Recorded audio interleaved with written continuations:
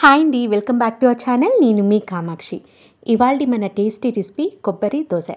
కొబ్బరి దోశ చాలా టేస్టీగా ఎలా తయారు చేసుకోవాలనేది ఈరోజు వీడియోలో నేను మీకు చూపిపోతున్నానండి. చాలా అంటే చాలా టేస్టీగా, తినే కొద్దీ తినాలనిపించే అంతలా ఇవి చాలా చాలా రుచిగా ఉంటాయి. ఇప్పుడు ఇది ఎలా తయారు చేసుకోవాలనేది ఈరోజు వీడియోలో నేను మీకు చూపిపోతున్నాను, చూసేయండి. మనం ఈ రెసిపీ చూడబోయే ముందు మన ఛానల్ని కనుక మీరు ఫస్ట్ టైం చూస్తున్నట్టయితే మన ఛానల్ని తప్పకుండా సబ్స్క్రైబ్ చేసుకోండి. ఇప్పుడైతే మనం ఈ రెసిపీ ఎలా తయారు చేసుకోవాలనేది చూసేద్దాం. ఇక్కడ నేను పచ్చి కొబ్బరి చిప్పని అప్పటికప్పుడు యూజ్ చేయకుండా దీన్ని 2 రోజుల పాటు ఫ్రిడ్జ్లో ఉంచి ఈ విధంగా బోర్లో తిప్పి తట్టినట్లయితే మనకి పచ్చి కొబ్బరి అనేది ఈజీగా రిమూవ్ అయిపోతుందండి. సో ఇదొక టిప్ మీకు యూస్ఫుల్ అని నేను ఇక్కడ చెప్తున్నాను అనమాట. సో అప్పటికప్పుడు కావాలంటే మనం కొబ్బరికాయ కొట్టినప్పుడు కూడా దాన్ని చిన్న ముక్కలుగా తీసుకొని కూడా ప్రిపేర్ చేసుకోవచ్చు. ఈ విధంగా చిన్న చిన్న ముక్కలుగా ప్రిపేర్ చేసుకొని దీన్ని మిక్సీ జార్లోకి వేసుకోవాలి. ఇప్పుడు ఇక్కడ నేను నైట్ బియ్యంని 4 గంటల పాటు నానబెట్టుకొని దీన్ని ఈ విధంగా పిండిలాగా ప్రిపేర్ చేసుకున్నాను. నైట్ నానబెట్టిన పిండిని మనం మార్నింగ్ యూజ్ చేసినట్లయితే బాగా పుల్లగా వస్తుంది. మీరు ఇన్స్టెంట్గా ప్రిపేర్ చేసుకోవాలనుకోండి, అందులో కొంచెం ఈస్ట్ అయినా బేకింగ్ సోడా అయినా వేసుకొని ప్రిపేర్ చేసుకోవచ్చు. ఇప్పుడు ఇందులోకి కొంచెం సాల్ట్ కలిపి ఈ విధంగా బాగా దోసపిండిలాగా జారుగా కలుపుకోవాలి. సో ఈ విధంగా బాగా మిక్స్ చేసుకున్న తర్వాత ఇప్పుడు వీటిల్ని మనం దోశలాగా ప్రిపేర్ చేసుకోవాలి.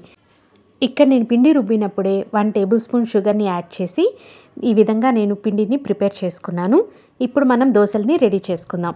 దానికోసం స్టవ్ పైన ప్యాన్ పెట్టుకొని ఈ ప్యాన్ బాగా హీట్ అయిన తర్వాత ఇందులోకి కొంచెం 2 డ్రాప్స్ ఇక్కడ ఆయిల్ని యాడ్ చేసుకొని ఇప్పుడు దీనిపైన మనము దోశల్ని అప్పాల్లాగా వేసుకోవాలి.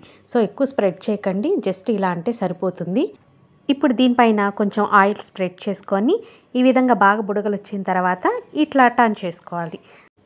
ఇలా 2 వైపులా ఎర్రగా వచ్చేంత వరకు వేయించుకొని తీసేసుకోవడమే.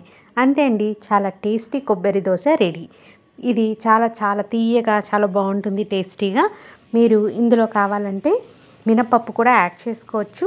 బట్ ఇది కేరళ స్టైల్ కావాలి అంటే మాత్రము ఇందులోకి మినపప్పుని యాడ్ చేయకుండా జస్ట్ బియ్యంని నానబెట్టి మనం ప్రిపేర్ చేసుకోవచ్చు.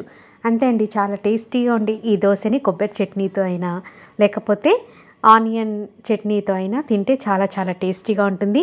ఇక్కడ నేను మాత్రం నెల్లూరు ఫేమస్ ఎర్రకారంని ప్రిపేర్ చేసుకున్నాను. సో దాంతో కూడా ఈ దోశ మాత్రం అద్భుతంగా ఉంది. మీరు కూడా ఈ రెసిపీని ట్రై చేసి మీకు ఎలా వచ్చిందనేది నాకు ఫీడ్బ్యాక్ ఇవ్వండి. నెక్స్ట్ మంచి మంచి రెసిపీస్తో వీడియోస్తో మీ ముందుకు వస్తాను. అంతవరకు బాయ్ అండి, టేక్ కేర్.